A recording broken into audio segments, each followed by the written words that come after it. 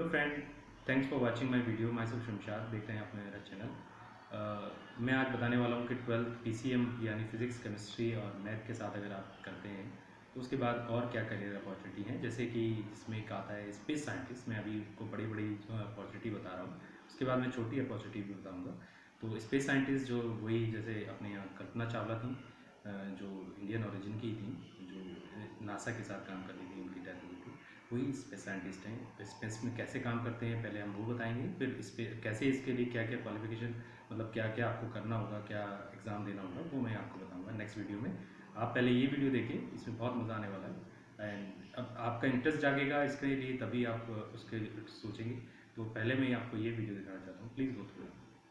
जमीन से 400 किलोमीटर दूर आसमान में ये है इंटरनेशनल स्पेस स्टेशन। ये स्पेस स्टेशन पिछले 23 सालों से मुसलसल हमारी जमीन के गिर्द गर्दिश कर रहा है। देखने में ये स्पेस स्टेशन बहुत छोटा लगता है, लेकिन असल में इसकी साइज एक फुटबॉल स्टेडियम जितनी बड़ी है और इसका वजन 4,20,000 kg, जो तकरीबन 300 गाड़ियों के वजन के बराबर बनता है। लेकिन सवाल ये उठता है कि फुटबॉल ग्राउंड जितना बड़ा ये स्पेस स्टेशन जमीन से स्पेस में आखिर गया कैसे। नाजरीन, इंटरनेशनल स्पेस स्टेशन यानी ISS इंसान की बनाई हुई अब तक की सबसे महंगी चीज है। इस स्पेस स्टेशन को बनाने में टोटल $150 बिलियन का खर्चा आया, जो तकरीबन 11.5 खरब रुपए बनते हैं। ISS का मकसद क्या है, इसमें रहने वाले एस्ट्रोनॉट्स बगैर ग्रेविटी के कैसे रहते हैं, इनको खाना, पानी और सबसे अहम ऑक्सीजन कैसे मिलता है, और ISS को जमीन से स्पेस में कैसे ले जाया गया, ये सब आप जान सकेंगे आज की इस वीडियो में। ISS वैसे तो एक फुटबॉल ग्राउंड जितना फैला हुआ है, जिसमें से ज्यादातर हिस्सा इसमें लगाए गए सोलर पैनल्स का है। लेकिन ISS के जिस पार्ट में एस्ट्रोनॉट्स रहते हैं वो जगह भी 6 बेडरूम हाउस जितनी बड़ी है। इंटरनेशनल स्पेस स्टेशन हमारी दुनिया के गिर्द मुसलसल 27,500 किलोमीटर पर आवर की स्पीड से गर्दिश कर रहा है। ये स्पीड इतनी ज्यादा है कि ISS 24 घंटों में पूरे 16 मरतबा दुनिया का गोल चक्कर लगा लेता है। लेकिन मजाल है कि पिछले 23 सालों में एक भी मरतबा ये अपने ऑर्बिट से भटक गया हो।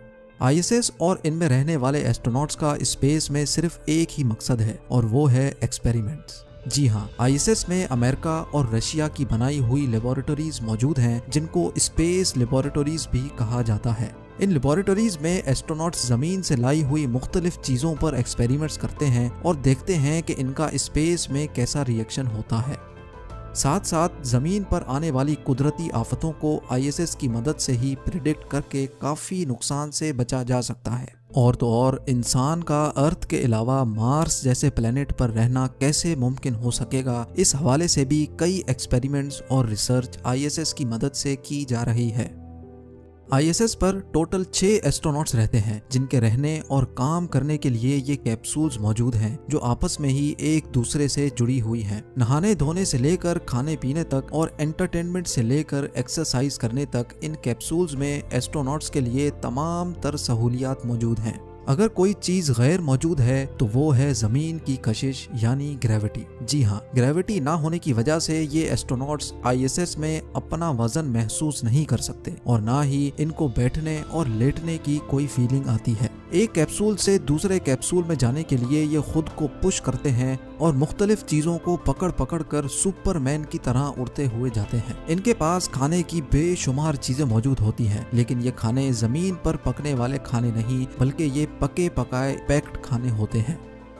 हम जो काम रोजाना जमीन पर करते हैं वो सारे काम स्पेस में ग्रेविटी ना होने की वजह से बिल्कुल मुख्तलिफ अंदाज में किए जाते हैं, जैसा कि पानी पीना, दांतों को ब्रश करना, वॉशरूम इस्तेमाल करना और एक्सरसाइज करना। क्योंकि स्पेस में एस्ट्रोनॉट्स बहुत लेजी और सुस्त भी हो जाते हैं, इसलिए इनके पास खास किस्म की एक्सरसाइज मशीन भी होती हैं, जिस पर रोजाना 2 घंटे एक्सरसाइज करना इनके लिए लाजिम होता है। इसी तरह स्पेस में एस्ट्रोनॉट्स नहाते तो जरूर हैं, लेकिन बगैर पानी के। जी हाँ, इनके पास खास किस्म के शैम्पू और सोप होते हैं, जिनको जिस्म पर लगाने के लिए पानी की जरूरत नहीं होती। सिर्फ ड्राई टॉवल से शैम्पू या सोप को पोंछ लिया जाता है। मुख्तलिफ रिसर्च और एक्सपेरिमेंट्स के अलावा इन एस्ट्रोनॉट्स का काम ISS की देखभाल करना भी होता है। अगर कभी इनको स्पेस स्टेशन के बाहर जाकर कोई काम करना हो तो ये बगैर स्पेस सूट के स्पेस स्टेशन से बाहर नहीं जा सकते। क्योंकि स्पेस में एक ही वक्त में 250 डिग्री सेंटीग्रेड जितनी गर्मी और -250 डिग्री सेंटीग्रेड जितनी सर्दी होती है। अगर सूरज मौजूद होगा तो इंसान के जिस्म को उसी वक्त जलाकर राख कर देगा, और अगर सूरज मौजूद नहीं होगा तो इंसान को एक ही पल में फ्रीज कर देगा। इसीलिए ये स्पेस सूट बनाया गया था जिसमें ऑक्सीजन, प्रेशर और गर्मी सर्दी के बचाव का मैकेनिज्म मौजूद होता है। एस्ट्रोनॉट्स के सोने के लिए आईएसएस में ही छोटे छोटे कैबिन्स मौजूद होते हैं जहां वो स्लीपिंग बैग में खुद को बंद करके आराम से सो सकते हैं। 6 एस्ट्रोनॉट्स के लिए सुबह का ब्रेकफास्ट, लंच और फिर डिनर के लिए खाने का सामान 6 से 7 महीनों तक चल जाता है। यानी 7 महीनों के लिए टोटल 3780 मील्स बनाकर इनको आईएसएस में डिलीवर की जाती हैं। हैरत की बात यह है कि सिर्फ 1 केजी खाने को आईएसएस तक पहुंचाने की कॉस्ट तकरीबन $10,000 यानी 7,60,000 रुपए आती है। ये खाने कोई शेफ्स तैयार नहीं करते, बल्कि इस काम को नासा फूड साइंटिस्ट अंजाम देते हैं। नासा फूड साइंटिस्ट का चैलेंज ये होता है कि इनको एस्ट्रोनॉट्स के लिए ऐसा खाना तैयार करना होता है जिसका वजन भी कम हो, जिसको 7 महीनों तक स्टोर करने के लिए फ्रिज की जरूरत भी ना पड़े, और इन खानों में जरूरत के सारे न्यूट्रिशंस भी मौजूद हों। इसके लिए ये फूड साइंटिस्ट खाना पकाने के बाद इनको फ्रीज ड्राइंग टेक्नोलॉजी के जरिए फ्रीज करते हैं, जिसकी वजह से इनमें से 97% पानी रिमूव हो जाता है और खाने का वेट सिर्फ 3% रह जाता है। अब इन डिशेस को पैकिंग मशीन के जरिए ना सिर्फ पैक किया जाता है, बल्कि इसके अंदर से सारी हवा भी निकाल ली जाती है। सारा खाना एक पार्सल में अच्छी तरह पैक करके नासा के सप्लाई मॉड्यूल सिग्नस में रख कर रवाना किया जाता है। मुसलसल 48 आवर्स के सफर के बाद सिग्नस ये खाना लेकर आईएसएस पहुंच जाता है। ये तो हो गई खाने की बात। अब आते हैं पानी के इस्तेमाल पर। आईएसएस पर एस्ट्रोनॉट्स जमीन पर रहने वाले इंसानों के मुकाबले में सिर्फ 1% पानी इस्तेमाल करते हैं।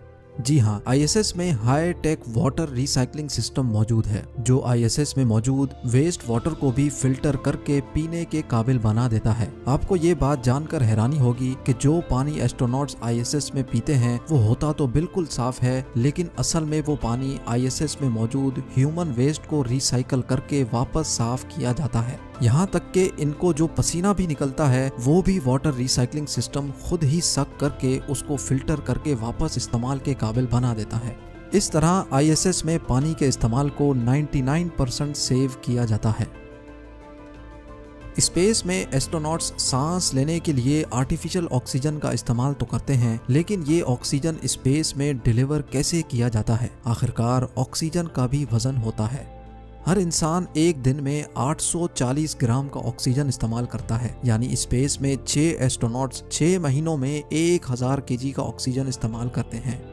ये 1000 केजी ऑक्सीजन इनको जमीन से नहीं भेजा जाता, बल्कि आईएसएस में ऑक्सीजन बनाने का भी एक सिस्टम मौजूद है। जी हाँ, नासा के मुताबिक स्पेस स्टेशन में इलेक्ट्रोलिसिस के जरिए ऑक्सीजन बनाया जाता है, यानी सोलर पैनल्स से मिलने वाली बिजली को पानी से गुजारकर इसमें से ऑक्सीजन तैयार किया जाता है।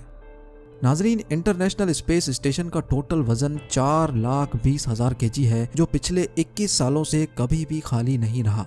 फुटबॉल फील्ड जितना बड़ा ये स्पेस स्टेशन मुख्तलिफ मॉड्यूल्स को जोड़ जोड़ कर बनाया गया था।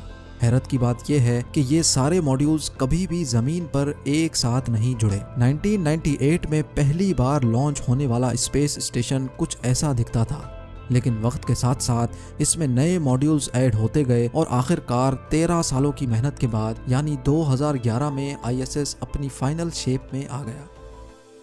अब जानते हैं इंटरनेशनल स्पेस स्टेशन के बारे में चंद amazing facts. International space station solar panels के जरिए एक दिन में 120 किलोवाट बिजली प्रोड्यूस करता है। ये इतनी ज़्यादा बिजली है जितनी 40 घरों में इस्तेमाल होती है। आईएसएस के अंदर टोटल 50 कंप्यूटर्स लगे हैं जो पूरे स्पेस स्टेशन को चलाते हैं। आईएसएस में टोटल 2 बाथरूम्स, 6 स्लीपिंग क्वार्टर्स और एक जिम मौजूद है। 1998 से अब तक आईएसएस में 230 एस्ट्रोनॉट्स जा चुके हैं, जिनका ताल्लुक 18 अलग अलग मुल्कों से है। किसी भी इमरजेंसी की सूरत में एक स्पेस क्राफ्ट जमीन से सिर्फ 4 घंटों के टाइम में आईएसएस तक पहुंच सकता है।